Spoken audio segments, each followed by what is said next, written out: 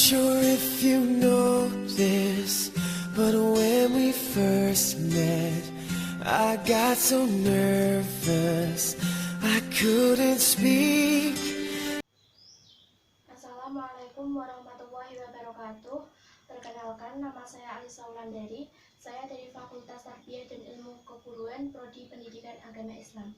NIM 23011903889. Di sini saya akan sedikit membahas tentang konsep dasar psikologi pendidikan dan perbedaan individu, prestasi belajar, dan gaya belajar. Selanjutnya yaitu definisi psikologi pendidikan. Psikologi pendidikan dalam istilah psikologi disebut ilmu jiwa yang berasal dari bahasa Inggris psikologi. Kata psikologi merupakan dua akar yang sumber dari bahasa Yunani, yaitu phys yang berarti jiwa dan logos yang berarti ilmu. Jadi psikologi merupakan ilmu jiwa atau ilmu yang menyelidiki tentang jiwa. Dapat disimpulkan bahwa psikologi pendidikan merupakan pembelajaran yang sistematis tentang proses-proses dan fakta yang berhubungan dengan pendidikan manusia untuk memperoleh pengetahuan, pemahaman, dan cara bertingkah laku yang baik.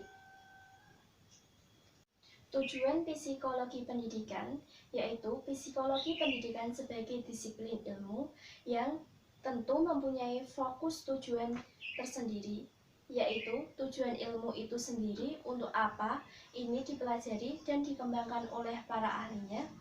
Yang kedua yaitu tujuan kulikuler dalam menjelaskan, mempelajari sesuatu ilmu. Selanjutnya yaitu ruang lingkup psikologi. Ruang lingkup kajian psikologi pendidikan adalah development atau pengembangan, learning atau belajar, motivation atau motivasi, instruction atau teaching, assessment atau penilaian, dan isu terkait yang mempengaruhi interaksi mengajar dan belajar. Ruang psikologi pendidikan menurut para tokoh Aliat DKK pada tahun 2002 menjelaskan bahwa psikologi pendidikan membahas persoalan psikologi belajar dan pembelajaran berdasarkan fokus atau ruang lingkup psikologi pendidikan yang mencakup upaya mendeskripsikan, memperbaiki, dan meningkatkan kualitas belajar dan pembelajaran. Menurut Glover dan Roning dalam Eliot DKK 2002 menyatakan bahwa ruang lingkup psikologi pendidikan mencakup topik-topik yang tentang perkembangan manusia, perbedaan-perbedaan individu, pengukuran pendidikan, pembelajaran dan motivasi belajar, dan persoalan-persoalan belajar dan pembelajaran. Hubungan psikologi dengan pendidikan. Psikologi dan pendidikan tidak dapat dipisahkan antara satu sama yang lain, karena keduanya mempunyai hubungan timbal balik. Ilmu pendidikan sebagai ilmu disiplin bertujuan memberikan bimbingan belajar manusia sejak lahir sampai mati. Pendidikan tidak akan berhasil dengan baik bila mana tidak berdasarkan kepada psikologi perkembangan, demikian pula watak dan kepribadian. Seseorang ditunjukkan oleh psikologi karena begitu eratnya tugas antara psikologi dan ilmu pendidikan, kemudian dilahirkan suatu subdisiplin ilmu pendidikan atau educational psychology. Jika dipaparkan melalui beberapa poin penting, berikut adalah hubungan antara psikologi dengan pendidikan. Yang pertama, mendidik berarti membantu peserta didik agar dapat berkembang karakternya secara optimal sesuai dengan tujuan pendidikan. Yang kedua, peserta didik merupakan makhluk biopsikososial spiritual. Yang ketiga, aspek psikologi tidak dapat diabaikan dalam proses pendidikan. Selanjutnya yaitu pendidikan dilaksanakan berdasarkan landasan filosofis, psikologis, sosial, kultur, dan teknologi. Struktur keterkaitan antara teori-teori belajar Yang pertama yaitu mempunyai pengetahuan teori belajar dari tingkah laku manusia. Yang kedua yaitu membantu siswa dalam belajar. Yang ketiga yaitu menguasai pembelajaran yang diajarkan. Yang keempat yaitu mengontrol keterampilan. Yang kelima yaitu teknik mengajar. Yang keenam yaitu kecerdasan. Yang ketujuh yaitu inteligensi siswa. Yang kedelapan yaitu sebagai motivasi. Yang kesembilan minat. Dan yang kesepuluh adalah bakat. Terdapat beberapa teori-teori psikologi pendidikan yang menjadi konsep dasar pelaksanaan psikologi dalam dunia pendidikan.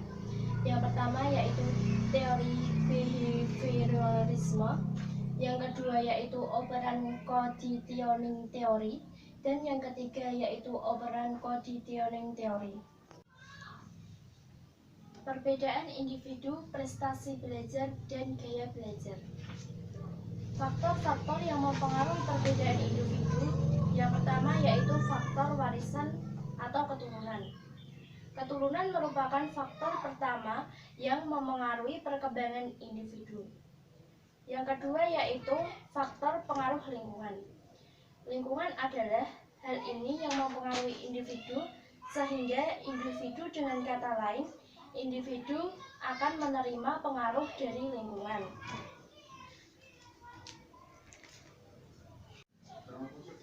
Prestasi belajar.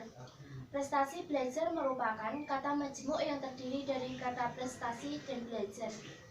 Prestasi belajar ini merupakan salah satu alat ukur tingkat keberhasilan seorang siswa di dalam kegiatan proses belajar mengajar yang diikuti di sekolah. Selanjutnya, tujuan prestasi belajar. Yang pertama yaitu untuk mengetahui tingkat penguasaan siswa terhadap materi pembelajaran yang telah disampaikan. Untuk mengetahui kecakapan motivasi, bakat, minat, dan sikap siswa terhadap program pembelajaran. C. Untuk mengetahui tingkat kemajuan dan kesesuaian hasil belajar.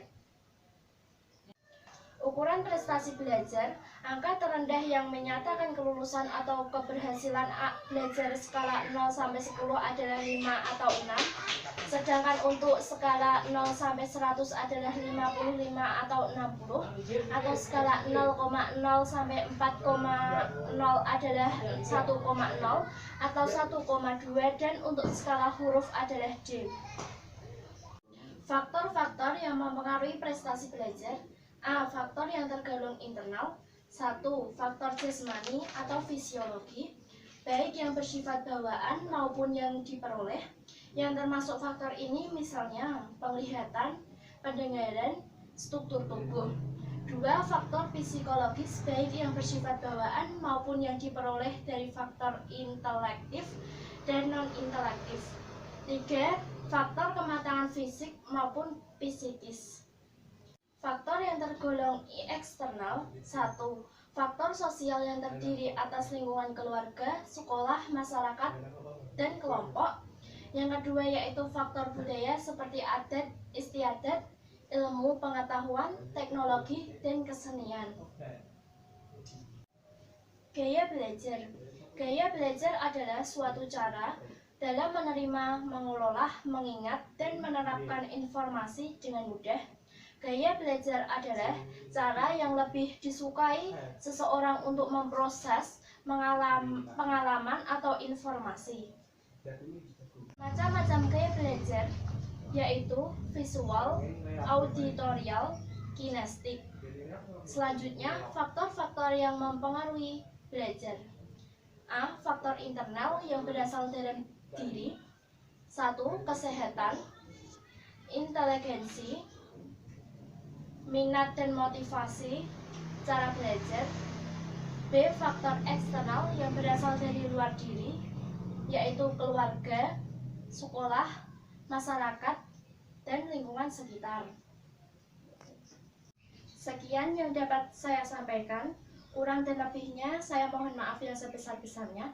Wassalamualaikum warahmatullahi wabarakatuh.